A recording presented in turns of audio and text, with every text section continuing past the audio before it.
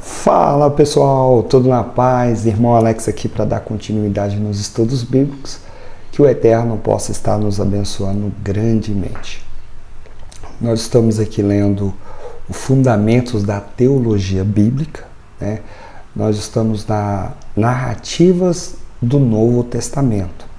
E aí nós já vimos os evangelhos e agora nós vamos ler Atos dos Apóstolos, beleza? Se por acaso você queira receber as mensagens, manda um oi para o 61 991 19 24 21, irmão Alex, beleza? Traz umas informações bacanas, históricas, né? E nós estamos aí para poder estar crescendo na graça e no conhecimento juntos, beleza? Vamos lá então. Atos dos Apóstolos. O livro de Atos leva esse nome porque é o único livro a narrar os eventos e acontecimentos após a exceção de Jesus, né? Yahushua, né? Nós vamos falar Jesus é o nome que a gente conhece em português. Sua preocupação narrativa leva o leitor dos dias em que Jesus subiu ao céu até os anos da prisão de Paulo em Roma. Mesmo que o nome do autor não seja mencionado em nenhum lugar do livro, fica implícito pelo prólogo que é o mesmo que escreveu o Evangelho de Lucas. Interessante aqui, pessoal, que um exemplo, o livro ele segue a mesma narrativa e tem como você identificar o autor porque as cartas, né, os livros são semelhantes. Já levando para o Evangelho de João, eles não são semelhantes. O Evangelho de João é diferente do 1 João, é diferente de Apocalipse, né? Por isso que dá brecha para as pessoas afirmarem que não foi o mesmo autor que escreveu o Evangelho de João, ou o Apocalipse, ou a primeira carta de João. Beleza? Vamos continuar aqui. O que se diz sobre Lucas, então, precisa se aplicar a Atos. É como se a história do Evangelho só se completasse com a demonstração do crescimento da comunidade pelas cidades do Império Romano. Com isso, ele demonstra para os leitores seu propósito.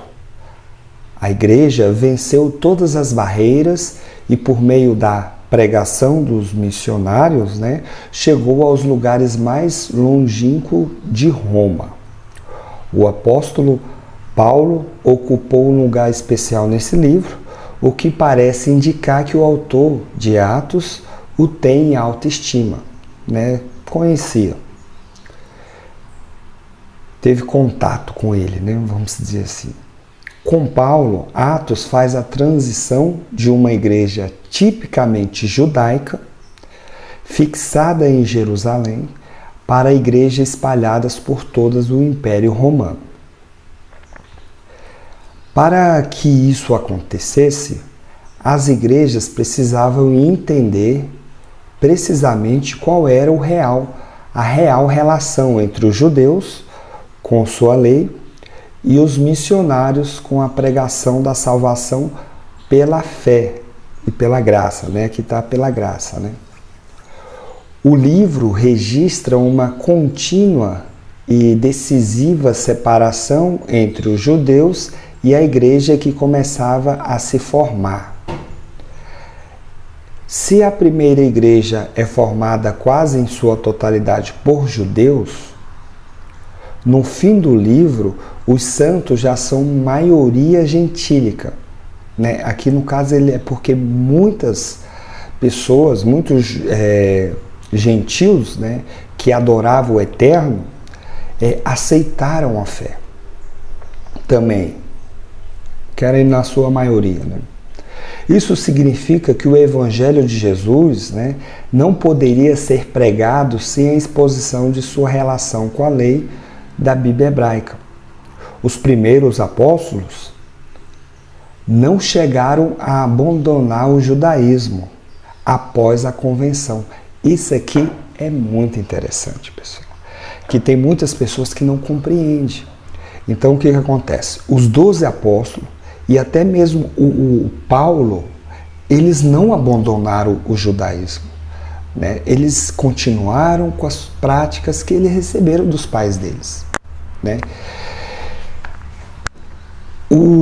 A diferença aqui, para que você venha compreender, é que as pessoas que estavam se convertendo, que não era judeu, que era gentil, eles não precisariam seguir a tradição dos judeus, entendeu? Mas o exemplo, o cara era judeu lá e ele se converteu, né, ou aceitou, ou se converteu a Jesus, aos apóstolos ali, a essa doutrina nova, né, que eles falam, mas ele podia continuar com as suas práticas do judaísmo. Os apóstolos continuaram. E aí aqui falam, continuaram a frequentar o templo e a cumprir seus rituais de purificação.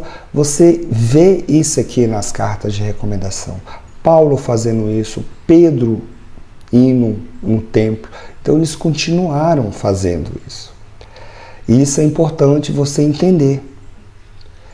Não havia exatamente problema com os rituais, não tinha problema.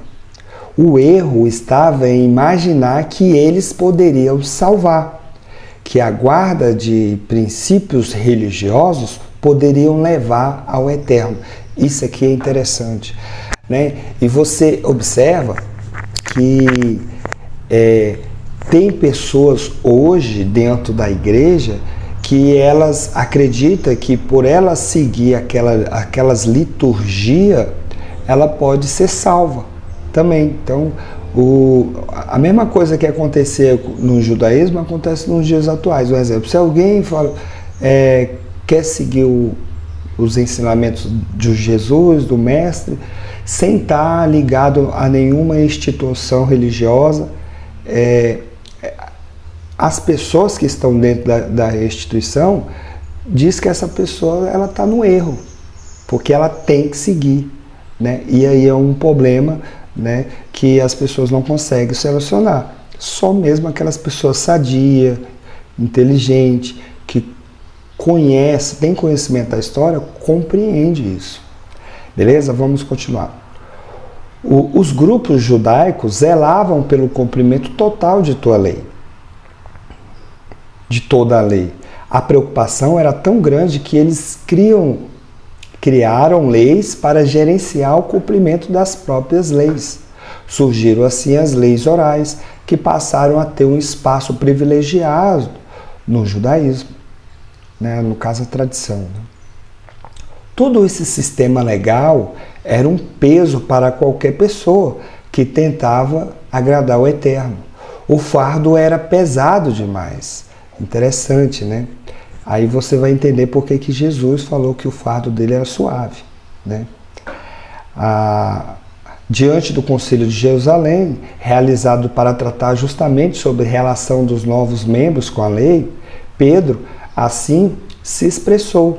Então, por que agora vocês estão querendo tentar o Eterno, pondo sobre os discípulos um jugo que nem nós, nem nossos antepassados conseguimos suportar? Atos capítulo 15, verso 10. Sem amarras. Então, a igreja crescia rapidamente. Uma bonita imagem para descrever esse processo é ver os dias de Jesus, como as dores de parto, o Pentecostes, como o seu nascimento, e o restante de Atos, como a descrição da infância da igreja. Então tá aí, terminamos o livro de Atos. Então você observa que faz sentido, né? O Messias falou assim, vinde a mim todos que estão cansados e sobrecarregados, né? Aí ele fala que o fardo dele é leve, é suave, né? Então não tinha aquele peso de tradição que foi criado pelo homem, né? Que colocava sobre as pessoas e as pessoas não conseguiam carregar.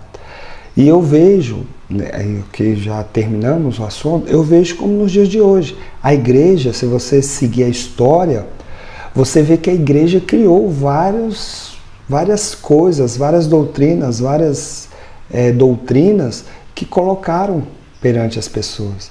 E muitas pessoas não conseguem carregar, elas não estão levar o fardo que Jesus apresentou para elas. Elas estão apresentando uma tradição histórica, cheio de doutrinas, na sua grande maioria pagã, né, que muitas vezes não edifica. Né? Então a gente tem que, o nosso trabalho é esse, é buscar saber verdadeiramente aquilo que Jesus ensinou, aquilo que é fermento, né, que não traz benefício para a fé, né, e buscar viver uma vida tranquila na presença do Eterno e seguindo seu Filho Jesus. Beleza? Esse é o nosso objetivo. Fique na paz, que o Eterno possa estar nos abençoando, e um abraço do irmão Alex.